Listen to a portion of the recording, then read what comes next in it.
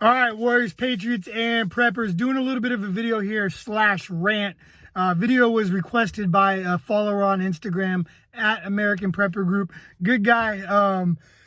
Asked for me to elaborate on the mask exemption. So you do not have to wear a mask, okay? Now, there may be some consequences if you don't wear a mask, and those consequences range anything from a fine to getting in a fight with some liberal sheep, okay?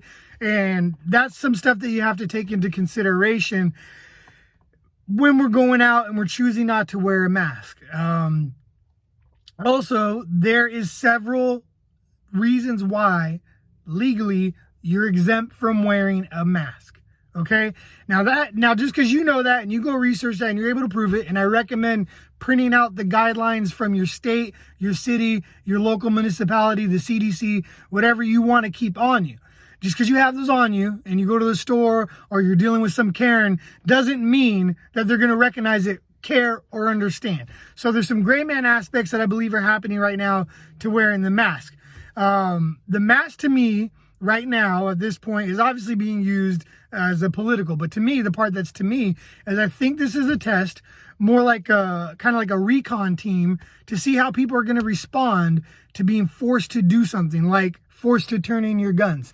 I'm a little disappointed at the lack of response, but not surprised at the lack of response from Patriots with these mandates. Now, legally, these companies and these governments are giving themselves this little back door with the exemptions they're putting out, while at the same time bombarding you with a massive campaign on the TV, on your social media about how you have to do this, you have to do this, it's a mandate, you got to wear your mask, you got to wear your mask.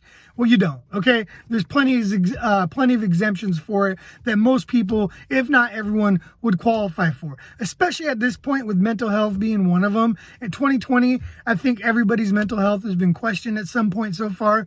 So that is a definite exemption in there, and you do not need to elaborate. You do not need to go into great detail about what your exemption is. You just need to tell them you're exempt. I personally have had no problem with that. At work, I'm in a commission-based position. I'm choosing to wear it so I don't have to jump any hurdles with these sheep who have it on and they're completely scared to even be at my job and at my workplace in the first place.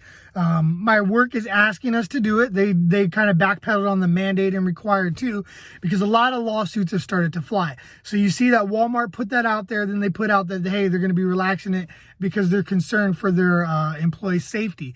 That's not the case. Some lawsuits started to fly, and they said, hey, you know what? We need to follow the guidelines the way the guidelines are written, and the guidelines leave leeway for exemptions. Now, that doesn't mean that they're going to do everything. They won't do everything they can to socially pressure you to put on that mask and to wear it. And that doesn't mean that you might just choose sometimes to just put it on so you don't have to deal with the headache. This summer, we went to Six Flags. It barely reopened. It was a huge ordeal in terms of getting reservations and signing up and getting there. I'm with my kids, I'm with the family, we're at an amusement park. They wanted to have fun. I wore that mask as often as I could, or as often as I needed to, but not more than I needed to. One of the things you could do is you could walk around and drink your drink, and they couldn't say anything because you're eating or drinking, and that was a good way to do it. Plus it was like 110 degrees, probably like 100, but you needed to stay hydrated anyways. They had little areas set up where you could catch a little break from your mask. But that, that's one time where I just said, hey, you know what? I don't want to deal with this company. I don't feel like explaining it to this employee. I'm here with my kids. I'm here with my family. We're trying to actually have some normal summer fun. And it was a blast, by the way, because the park was empty. There wasn't huge lines. We were on the ride, off the ride, quick, on to the next one. It was a great day.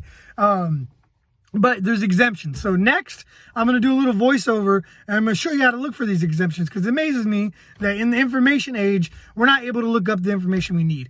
Headlines are cool. Reading articles is cool.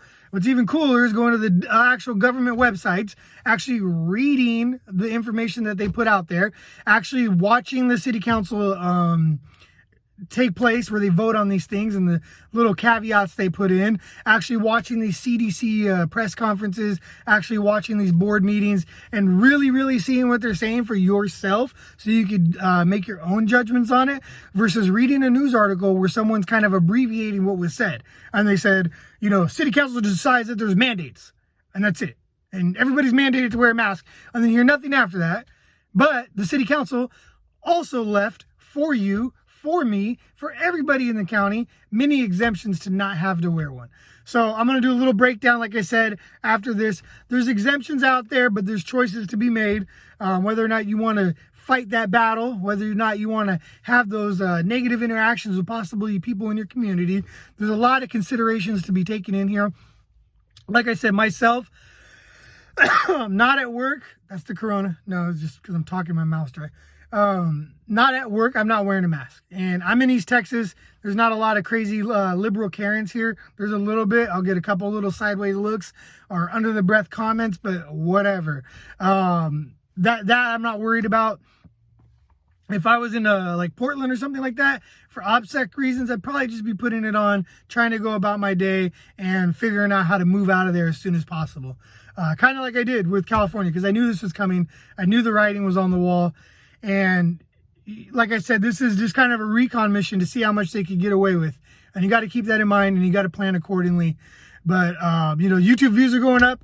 I encourage you guys to message me. Tell me what you like to see. A lot of prepping channels seem kind of repetitive after a while. Same old stuff. So I want to try to keep fresh stuff. I want to do like video requests.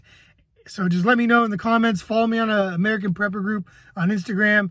DM me on there with the same stuff. But next, you'll just see kind of the voiceover, and we'll do a basic little Google search on how you can find these exemptions. I'm going to use Texas and California. That's what I'm familiar with, but it's going to apply to whatever state, city, county, municipality, ward, wherever it is you live. It's going to be all the same stuff. So thank you. Hope this video helps. All right, very simple Google search. I encourage you to go to the .gov sites for your state and start there. Then work your way back down from your city or not. But who shouldn't wear a mask? Plenty of exemptions. Anyone with a mental health condition or disability that does not allow them to wear it. Now, these masks, personally for me, are an attack on my mental health. But like you can see here, complete list. It'll go into more detail. It's 3 pages long.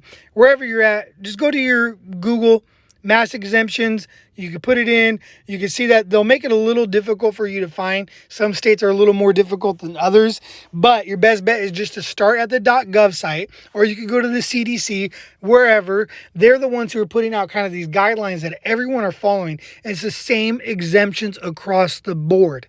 Now, like I said before, that doesn't mean you're not going to have to confront some $8 an hour employee or some Karen who just is on a fucking power trip about your mask. These exemptions don't exempt you from having to deal with people. That's always going to be a fucking problem. Sorry for cussing so much. It's kind of frustrating to me, but you're always going to have to deal with people. People are typically the problem. But as you can see here, the .gov, they give it kind of right out the gate about who's exempt from wearing face coverings. So again, when you see these companies saying they decided to relax their policy or something, they didn't decide to do anything. They decided to go into compliance with the guidelines that were already out because lawsuits and pushback were happening because whoever's in charge at those particular companies were not actually looking up the information, the actual recommendations themselves. So everything's a Google search away. We're in the information age. It's important to stay informed. It's important to actually do your research. And these places are not making it easy for you to find out who does and doesn't have to wear one. So I encourage you just to dig a little deeper.